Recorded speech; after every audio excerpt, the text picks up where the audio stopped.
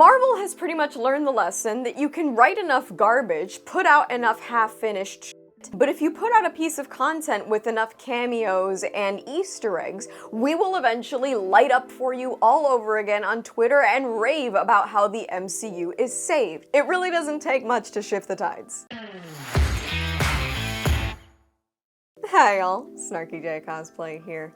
For a long time, Marvel and Star Wars were my absolute bread and butter, and it's no secret that Disney has basically taken both of those franchises and started to push them in increasingly more disappointing directions that are just not worth following anymore. And it's somehow even less of a secret that when we, the fans, haven't responded accordingly to Disney's new changes, we have been met with vitriol and insults and content that is almost made specifically to piss us off. We're all just intolerant ists and phobes, bigots ripe for re-education from nothing other than the House of Mouse itself. And yet last week, when I sat down to watch Deadpool and Wolverine, I felt like I was home again, which is a really weird thing to say, but I also feel like it's not an unshared sentiment that when we are sitting amongst friends or fellow moviegoers watching something from these franchises that have become commonplace and beloved to us,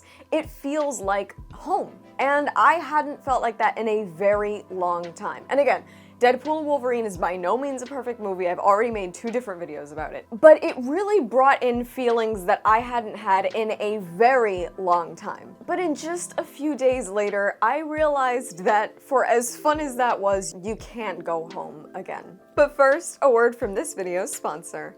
If there's 2 things that are hard to come by these days, it's good movies and cash. But Upside has made it easy to put a little more cash back in my pocket every day. The free Upside app gets you real cash back on everyday stuff. With over 100,000 restaurants, grocery stores, and gas stations, all on the Upside app, earning cash back is both easy and convenient. My recording days are usually hectic enough that I don't have time to cook, so getting cash back on takeout from some of my favorite spots is super helpful. And yes, it's real cash back. The Upside app lets you earn real money that you can transfer right back into your bank account. Frequent Upside users earn an average of $340 a year. To find out how much you could earn, click the link in the description or scan the QR code to download the free Upside app. And if you use my promo code SnarkyJay, you get an extra 25 cents per gallon back on your first tank of gas. After downloading, claim an offer on Upside, pay as you would normally, and follow the steps in the app to get paid. Upside is putting $1 million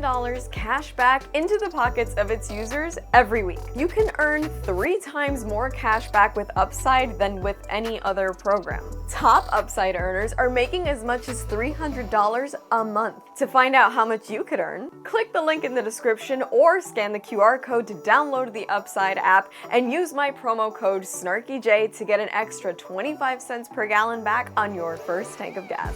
See, Disney has made Marvel, Star Wars, pretty much any franchise they get their hands on into something that we no longer really identify with anymore. They now seek to satisfy and serve a modern audience, which being a 24-year-old bilingual Hispanic female, I would assume that I would be part of that modern audience they seek to please, but being that I haven't liked shit that they've produced recently, I think maybe I'm not. I might just be factory defective, but who knows? We've talked about this modern audience and who might they be, and I've kind of come to the conclusion that the modern audience doesn't actually exist. The modern audience is something that Disney is actively seeking to create. It is a group of more sensitive people willing to buy into any agenda and heavy-handed messaging that Disney seeks to implement in any branded project. And despite these sensitivities to political messaging, they're perhaps a little less analytical. They line up far less with the looking for meaning in the lore group and much more with the completely non-analytical, let's just have fun, turn your brain off and enjoy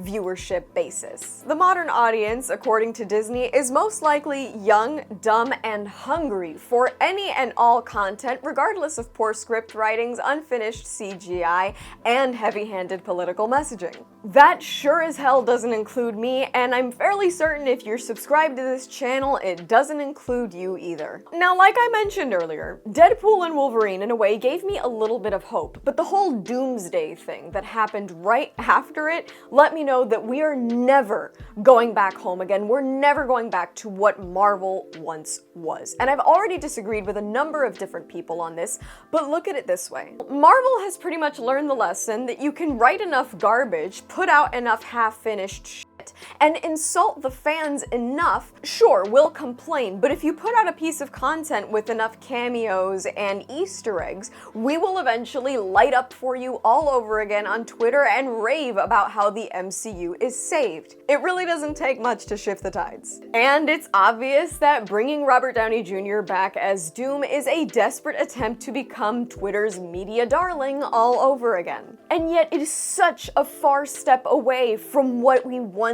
had. Need I remind you that when we got the first team-up Avengers movie in 2012, which was unheard of for its time, we had already gotten solo movies for half the team. We were already familiar with this overarching storyline, and we were already connected to the characters because Marvel had taken the time to develop that relationship with us, not just the viewers, but also dedicated fans. And that is exactly what Marvel is missing now. They are giving us this doomsday storyline slapped together from the ruins of the Kang Dynasty plot and desperately held together by the duct tape that is our love and respect for Robert Downey Jr. as the face of the MCU since 2008. This is not the well-crafted, for fans, by fans Marvel that we once knew. Look at Star Wars. Recent Star Wars projects like The Acolyte were basically therapy for a writer with a chip on her shoulder, Leslie Headland, or for the purpose of destroying legacy characters to make new characters look better, or for the purpose of selling weird toys, which is not to say that George Lucas has not had a firm hand in Star Wars marketing in the past when he was involved, but at least he put story first. Our home was once lush with well-written content and consistent releases of stuff that we were excited for. They were stories born out of a love for the source material and adventure, and they were meant to serve a creative, united, and adoring fan base. And unfortunately for me, and I'm assuming for most of you, that time is very clearly over. The rug, ladies and gents, has been pulled out from under us. This is the time for instant gratification and a blind sheep-like following of any multi-billion-dollar media corporation with something to say. It's not the time for sharing in a mutual love for franchises, superhero, and sci-fi content. It's time for defending it blindly even when it sucks and villainizing your fellow fan. Gone are also the nights of watching midnight releases of Marvel movies and making friends with people in line based solely on the fact that you both got the same fucking shirt at Hot Topic. This is what Disney turns any franchise it gets its hands on into. It is a constant barrage of soulless, shitty content made to please absolutely nobody and made to attack somehow everybody who has been propelling these franchises into the billion-dollar businesses that they are today. This is where we're at, and it's time we either keep fighting or get used to it. And that's all from me. I've been SnarkyJay. Thank you so much for watching. Please don't forget to like and subscribe. For more SnarkyJay, feel free to check me out on Instagram, and if you'd like to support me, this channel, and my content creation, do check out and consider subscribing to my Patreon for exclusive photo shoot sets and cosplay content. I will add links to all of those in the description below, and let me know your thoughts about not being able to go home again in the comments below.